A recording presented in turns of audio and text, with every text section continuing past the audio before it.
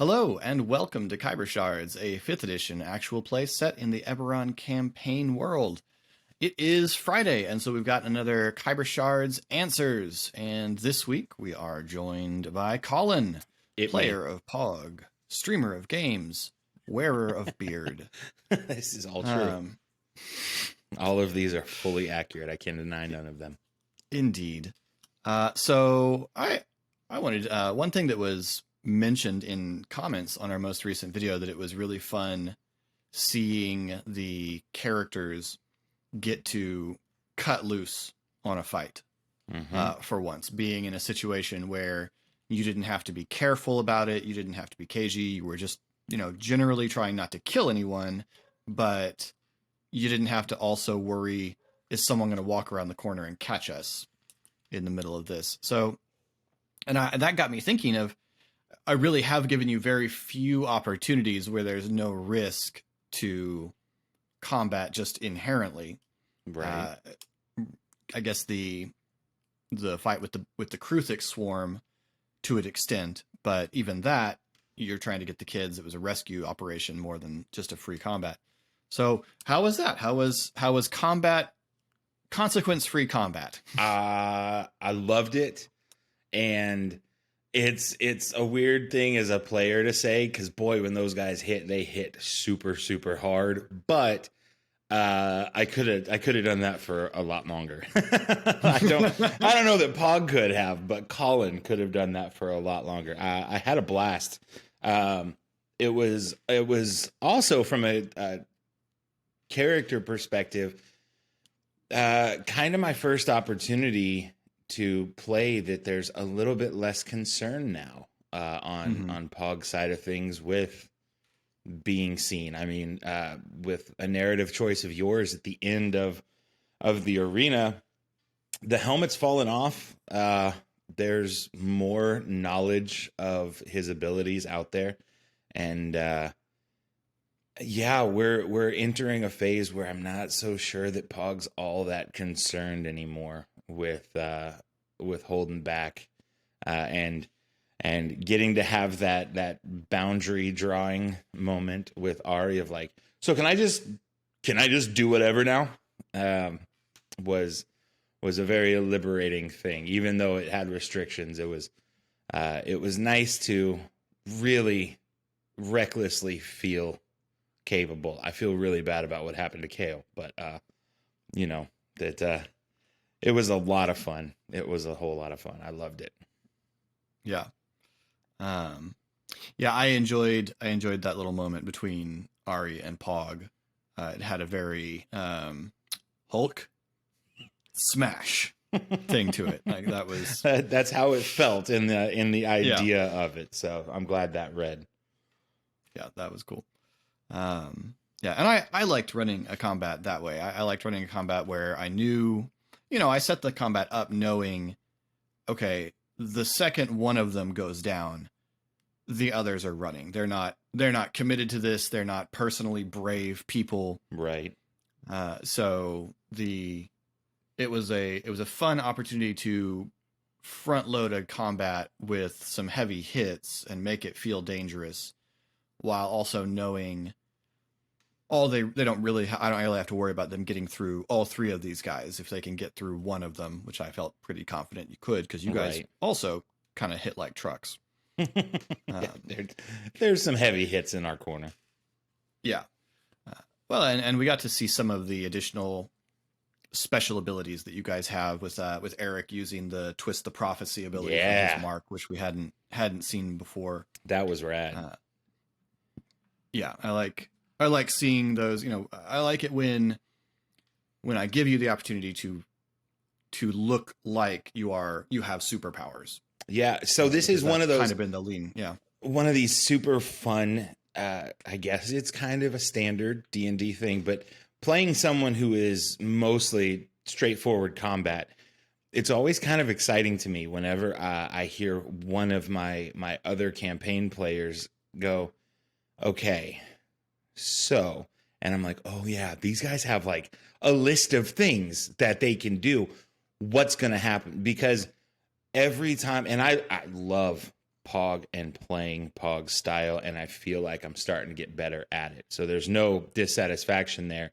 I love the reshaping of a battle that happens with some of my teammates and getting to react to that. So it doesn't wind up, just feeling like a turn-based video game where, all right, I'm just going to, keep hitting it. No, like people are in different positions, or they've used an action or a reaction, and it's just a much more vibrant place to play. And so every time I hear one of my more magically inclined amigos go, okay, so what I'm going to do is I kind of sit forward a little and I'm like, yeah, change it. It also helps when we have a GM who goes, do it. That's a liberating feeling there too. No, I can react. I can adapt. Go for it. Make it happen. I love it. I like that because especially in this format that we're doing, combat, there's a danger in D&D where combat that lasts more than a few rounds can start to just feel like a slog, and the mental stamina to come up with cool descriptions of what you're doing, unless you're just extremely creative and really in the moment, will start to run out, and it becomes, I hit him with my axe. Right. And so having a combat like this, and I've tried to do this with most of the combats we've had, of keeping them short and quick, it has let it be more cinematic. I really loved the visual of this combat.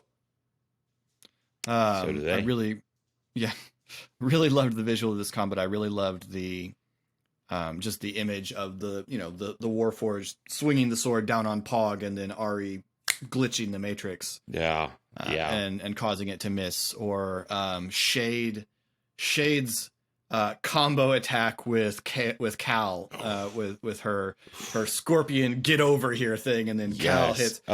Partly because that was so visceral in my head, I couldn't help imagining what it would be like to be yanked forward and also hit by a panther. Yeah, square to level you. I loved that. I loved that.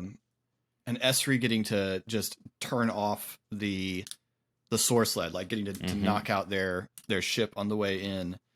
Like there was just everybody got these great moments in the combat, and I really love it when that happens. It happens so rarely that everybody gets a cool thing, because usually somebody's rolling just terribly, or you have this idea of what you're going to do in your head, and then somebody takes an action that negates that. And you've lost the flow of it. So I really, really love it when a combat plays out where everybody gets to look like a superhero at least once in the fight. And if somebody's going to roll terribly, I would always rather it be the villains, because I tend not to throw really weak villains at my players very often, because when you throw really weak villains, you need to throw a lot of them, and then you got a whole lot of things in initiative, and it takes a lot longer to get through their turn. So I would rather hit hard a few times and miss a whole lot while you guys beat up the bad guys, than have to roll a whole bunch of times and chip away at your hit points, because it feels bigger that way to me.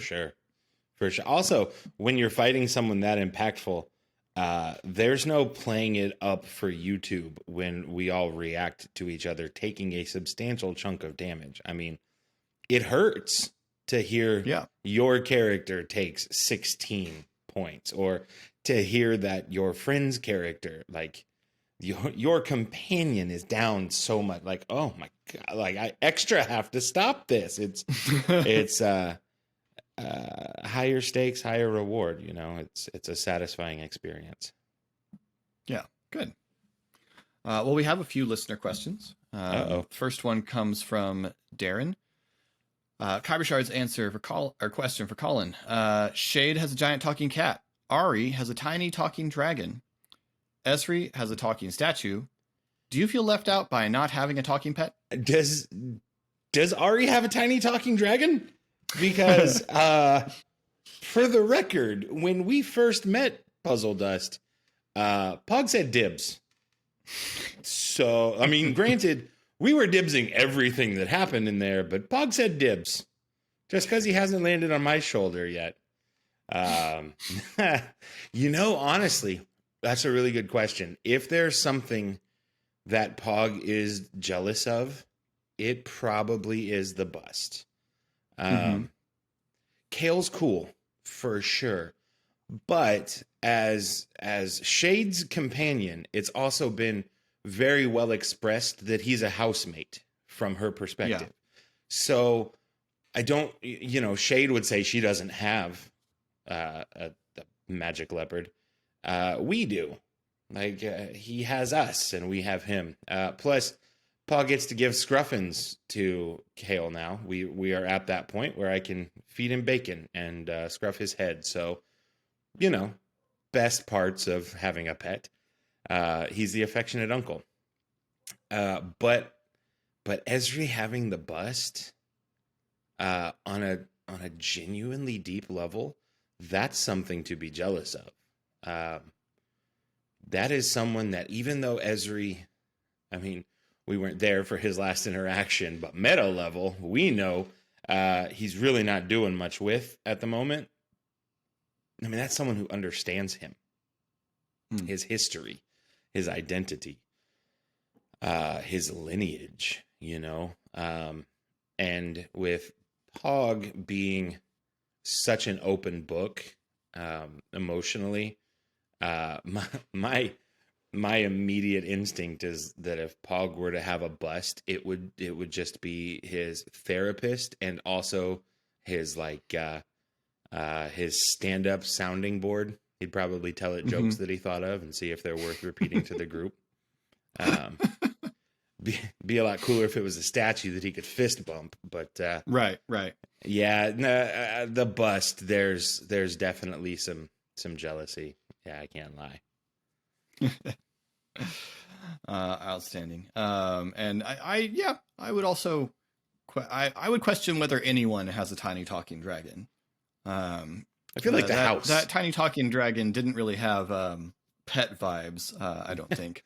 I also just don't know how long that Puzzle Dust's going to be around. Right. Puzzle Dust doesn't know where he is, or where he's coming from, or where he will go. He's Cotton Eye Joe. There's no telling with Puzzle Dust. Sorry, my bad. Apologies, viewers. There's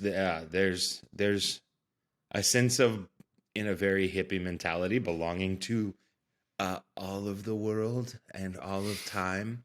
And I could totally see him just like slipping out of our timeline at some point through magical dragon. Like, yeah, no, I'm done here. And just wandering off.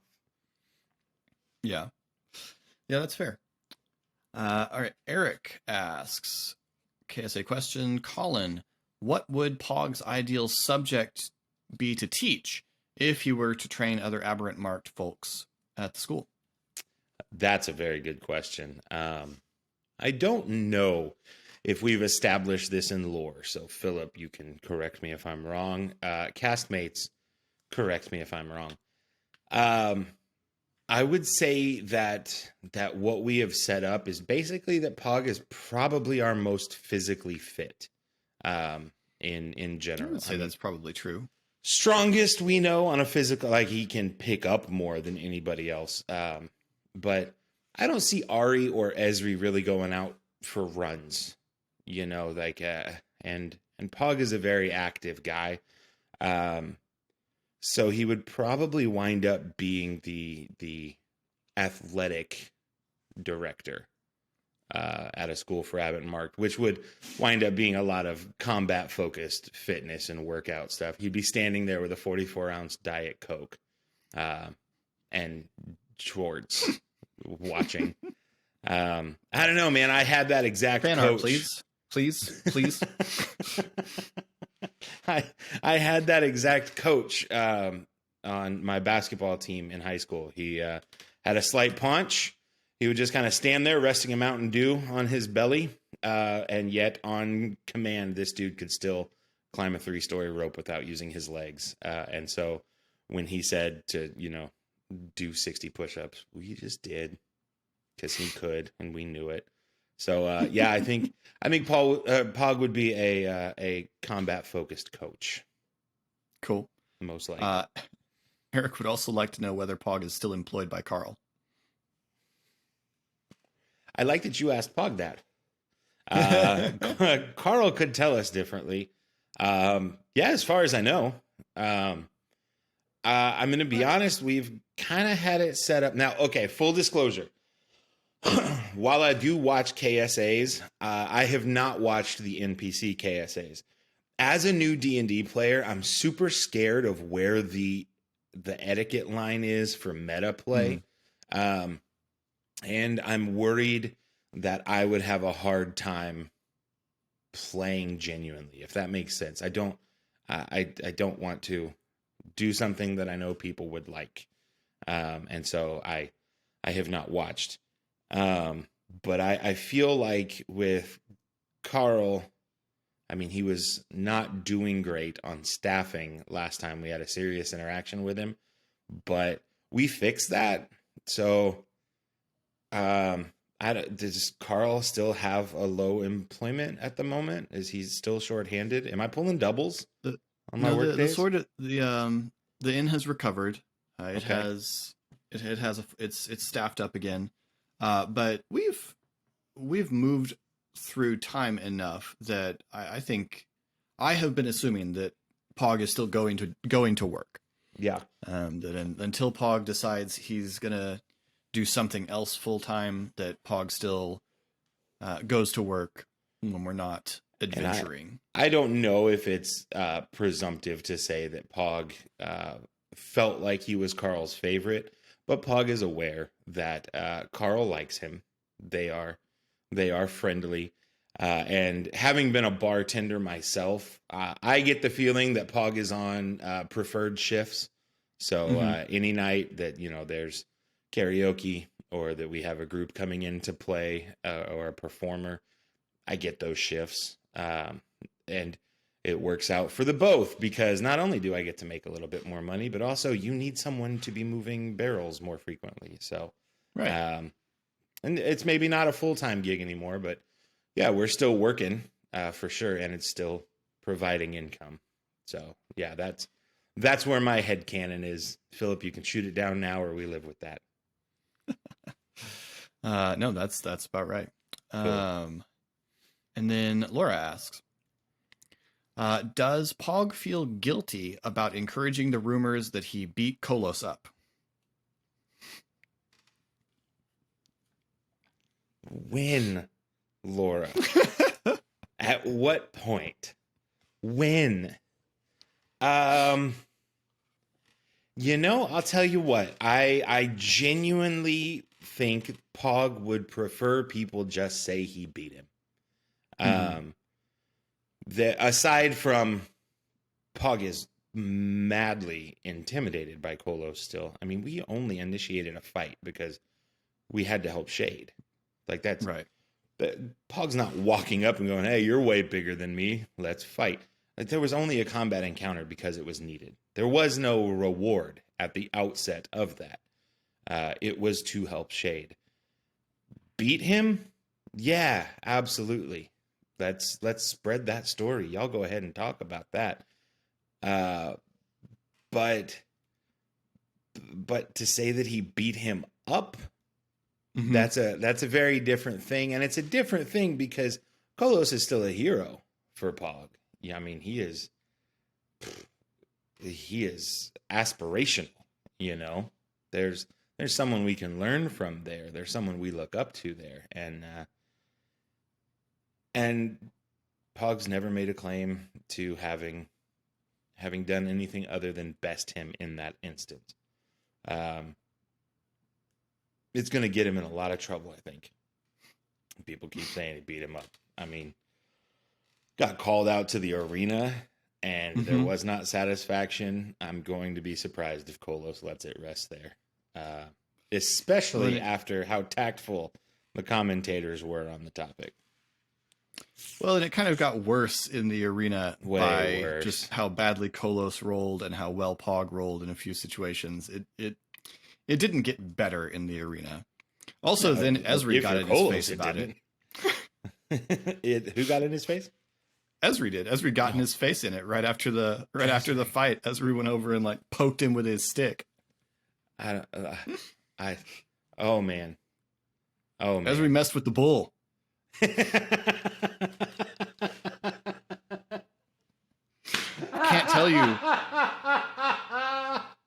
can't tell you the effort that has gone into not making Kolos say that line from the Breakfast Club. And I know you would have no choice but to do it with the full hand gestures as well. Oh yeah, it's necessary. Oh, man, but you know that at the end of that encounter, it would wind up with whoever the core member was walking away from Kolos with one fist in the air, claiming they won the interaction. Oh, that's so good. That's hilarious. I love that. And then Mia had a question she had asked for all of the cast to answer a little while back. With our XMen theme becoming even more overt with the introduction of Thora and the manor and the is that where the inspiration's coming from? Oh yeah, yeah. It's not even the manor is named after the street where the Xavier Institute is. Yeah, deep cuts for you nerds. Deep cuts. Deep cut Love Easter it. egg. Is that your first time revealing that on a KSA? Is that? I think so. Yeah, that's the first time I brought out. Did anybody tell us in the comments? Did you understand that Easter egg was there? Did you find it, or was it deeply enough layered? The Xavier Institute is on Greymalkin Lane, I think. So anyway, Mia had asked, what X-Men character do you think Pog most resembles? And what X-Men character would Pog say he most resembles if he were aware of X-Men comics? It's a very good question. Does he? I don't know. Who he would want to, if I can adapt your question and we still be friends, Mia. I mean, he wants to be Wolverine. I mean, that's who Pog is. Pog wants to matter and to be impactful, and to be the stuff of legend. And love him or hate him as a comic book fan, that's Wolverine. I mean, you and I both know several X-Men fans who can't stand Wolverine in his popularity, but you can't deny that the character deserves his legend status with some of his feats, some of his amazing stances that he's taken and come out the other side of. So Wolverine, it's who he'd want to be, not who he sees himself as, who he wants to see himself as. Most resemble, I think I've made Colossus. He is big, he is strong, and his biggest sensitivity is his sensitivity. You know, Colossus is a caregiver, hidden behind a giant metal exterior. He's a caregiver. And one of the aspects I think that the movies got right, including Deadpool 2. So yeah, I would say I see him as being Colossus. Awesome. That's really good. Yeah, I like that a lot. Yeah, I mean, well, that's the archetype for Colossus, right? He's the big, strong guy, but he's soft inside. You know? Yeah. That's good. He's 80% muscle on the outside, but the other 20% is just all heart. You know, it's he's a caregiver at his core. He just wants to take care of people and protect people. Yeah, I'm gonna go Colossus. Cool. Well, that is all of our listener questions. So we did it. thank you all so much for watching and for submitting your questions. If you want to submit questions for the next Kyber Shards Answer, which will almost certainly have Casey, since we've done everybody else in this most recent rotation. You can post those over on our Discord, the link to which is down in the description. You can also post those questions in the comments to this video or the most recent episode. I do go back and check those before we do this in case anyone's posted questions there. Or I suppose now you could tweet your questions at me at Kyber Shards, since that's a thing now. And of course, yes, you should. Sure. You can find all of our other social media in the description down below. And while you're down there, if you wouldn't mind hitting any of the engagement buttons that are down there, please. All of which feeds the algorithm and helps more people to find our show and discover it. You can also see Colin streaming as Sorry BTR. The O is a 0 over on Twitch on Tuesdays regularly, and then kind of whenever restaurant life allows him to. It's true. Yeah. In the meantime, we'll have a new episode coming out on Monday, picking up right where we left off after that wonderful fight, and looking at the aftermath of the exploration of Greymalkin Manor. I wonder what's going to happen. And I hope, yeah, right, yeah. And I hope you'll check that out and give us a watch. In the meantime, thank you so much for joining us. This has been Kyber Shards. Thanks for rolling with us.